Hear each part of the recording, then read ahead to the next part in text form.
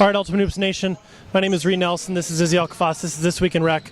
Elite 8 or Sweet 16 prediction editions. We're going to be predicting.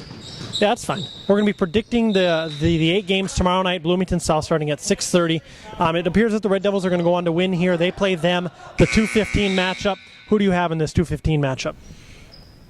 This is a good game. This is a rematch. Them won.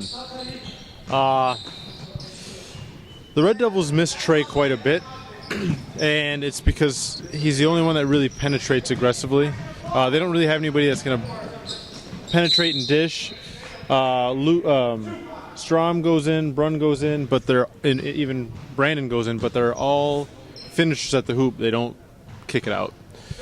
It seems like they kind of know what to expect out of the Red Devils, and the Red Devils, I don't know if they took them seriously or not in the first matchup. It'll be interesting to see if Devin and Julius can stay hot. One of them can stay hot. They can pull off that game. I think the Red Devils are built for the playoffs. That's my thing. Them have not proven that they can win a playoff game yet. This might be the season that they turn around, but I think that the Red Devils are suited so well to beat them, and the Red Devils have made it to the Final Four a couple times. I just think that they pull it out, and I think it'll be a really close game. Okay, Gorillas 3 seed. They're going to take on the winner tonight. Killer Bees, they're the 14 seed. We actually spoke with Ryan Spading. They actually defeated the Players Club tonight, so we will dip into that interview right now. All right, Ultimate Hoops Nation. I'm here with Ryan Spading of the Killer Bees. Big win tonight of the Players Club. You guys advance. Talk about the game tonight. We got off to a good start. We won by 20. We really played actually how we're supposed to play. We're still missing a guy. He might be here tomorrow, so it could be fun. So you guys play the Gorillas tomorrow, a big underdog. You'll be against them. Do you know anything about that team, first of all? Because they're from Bloomington. You guys are obviously up in Fridley. So it's a different team. To be honest, I don't even know much about any teams. I just come and play. I'm familiar with more faces than I was before, but no, I have no idea about Bloomington. So out of 150-plus players, you're one of the 5 guys nominated for MVP in Ultimate Hoops Rec. How does that feel? It feels great to basically rebound and put up layups and compete for MVP. So what's something that Ultimate Hoops Nation doesn't know about Ryan Spading? I'm a baseball player. There you have it, a baseball player up for MVP. Thank you, Ryan. Good luck tomorrow. That was Ryan Spading of the Killer Bees. They're taking on your Gorillas team tomorrow, 3-14. Who do you have in this game and why?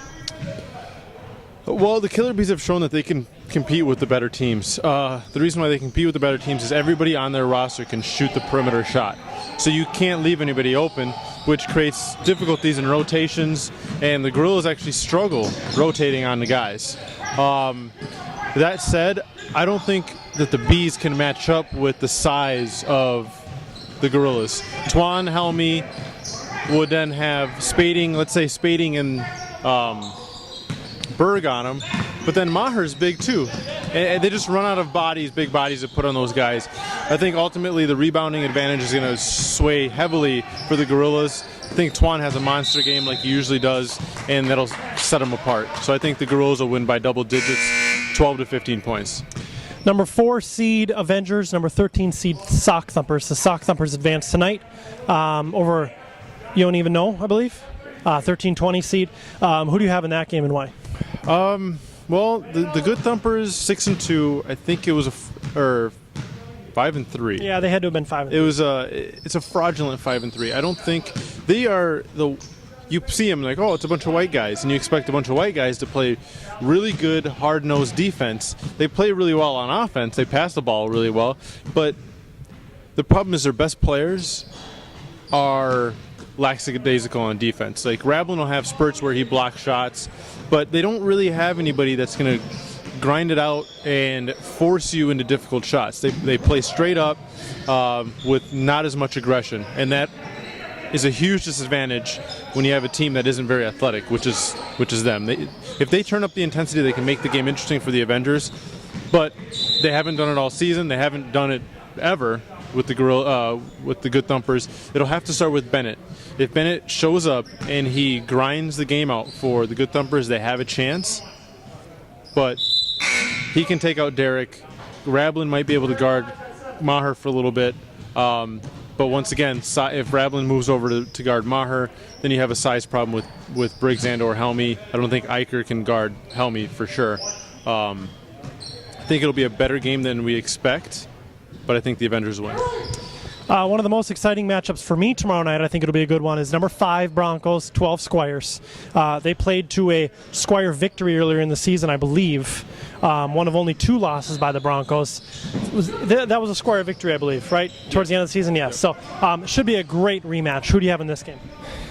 I think the Broncos get revenge. I like their team. I really do. I think Broughton and Fredrickson can match up well with Hamill and Springer, and I actually think they have the advantage in that matchup. I think the Squires fall into that same realm as the Good Thumpers. You expect them to be better than they actually are. And a lot of it starts on defense. They don't have the energy on defense that you should. They don't pressure teams. And I think that's the key for teams with a bunch of white guys on it, because they're not athletes. If they pressure the Broncos, vice versa, if the Broncos pressure the Squires, they have the advantage. Noe's going to have a great game, and I don't mean great game offensively. I think he's actually going to have to defer, get Ben to make his shots, get the other guys involved, and that'll turn into defensive intensity. The difference is I actually think the Broncos play better together, and I think that they'll come out on top in this one. I think it'll be down to the wire again. Okay, number 8 seeded Bulls South versus the 9 seeded Nets, or maybe I have that other way around. Regardless, Bulls South Nets. Oh, the Nets. Marcus shows up. It changes the game. These are 2 of the top 5 starting lineups, or 2 of the top maybe 3 starting lineups in the entire league facing off each other. I mean, you got the Bulls have Kavarian, they have Rowe, they have Michael Franklin, Dudinsky, Kevin Chase. That's a great starting 5. And then you have the Nets with Ryan Samuelson, Justin Samuelson, Marcus, Garland, Sonny, Scott, whoever you want to put out there. That game will come down to who tries harder. And when you have a guy like Chase who actually gives a little bit more effort, I think it'll resonate with the rest of the guys. So I think the Bulls actually have the advantage in that game based on the difference maker being effort. Kavarian will have a big game. Ryan can play defense. I think he's a little underrated when it comes to defense, but I don't think anybody in the league can guard Kavarian. And as long as he doesn't jack up 22, 23 bad shots, they can win that game. And I think they edge it out by 3 or 4. Fob 5 is the what seed? They're the 10. And they play the 7 seeded Showtime. Who do you have in that game and why?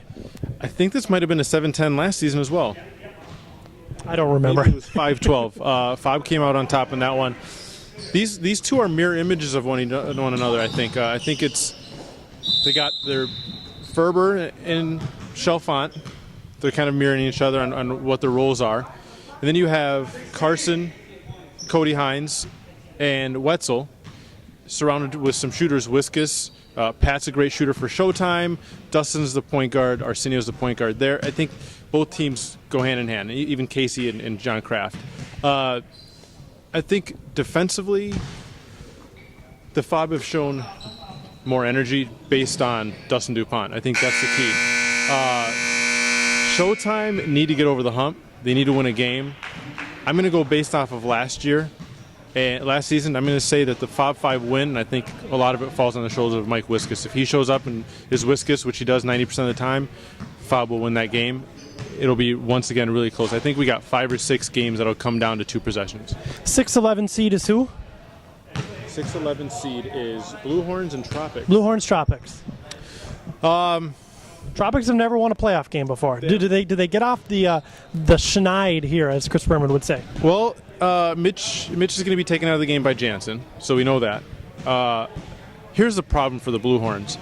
They have enough talent, but they don't have any guys that you can rely on and they will take over a game for you. They don't have that guy.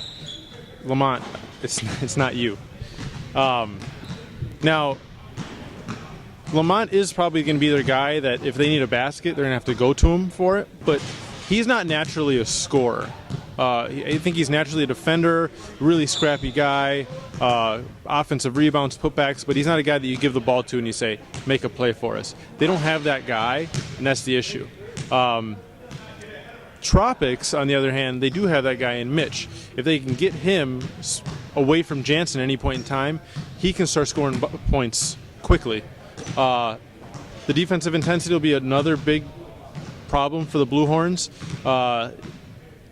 They've shown in the past that they do have defensive intensity, but this season it's been really different. I don't know what it is, but they're not trying as hard as they usually do. And I think Anthony Thompson, for one, isn't really bringing the intensity, and Lamont's actually been a little lackadaisical on that defensive end as well. I think the Tropics want it really bad, and I actually think Anton gets his team to put it together. Tyler would be a key for that game. Okay, the 16-17 seeded Bigsmash are going to take on Just Win here right now. Who do you see it? Well, let's say Just Win wins. Just Win versus Turtles or Bigsmash versus Turtles. Do any of those teams stand a chance against the Turtles? With Hogue being gone and even Luke being injured because they need more perimeter threats, it's going to be really tough for Bigsmash to win. Just Win stand no chance because they don't really play well together and they don't really play good defense. If you don't do either of those two against the Turtles, you're toast. The Turtles would rather see Just Win. I don't think they'll have a problem with either team. Twan and Ratty will be a tough guard. Glen Fair is going to be exhausted guarding Twan, and I don't think they have anybody else that can guard Ratty. Well, I mean, that'll be me if we advance. Then he might be in trouble. I'll be Ratty's worst nightmare, trust me. You wear your gingerbread outfit? We'll see. So, okay, tomorrow night, or tonight, 6:30, Bloomington South, 8 games. Personally, my second most enjoyable night of the season, with the Elite 8 games being the best. I think those are always the best matchups. But I think there's going to be some major. There could be. We could see 6 or 7 upsets tomorrow night. Hypothetically, we've never been able to say that before. So we'll see. Yeah. Any final thoughts? No, I just hope there's. I always get scared of forfeits. As long as there's no forfeits, I'm happy. I think all the matchups are really good outside of the 1-16 and maybe the 3-14. The rest of the games will be, like I said, 2-3 possessions tops. Thank you, sir.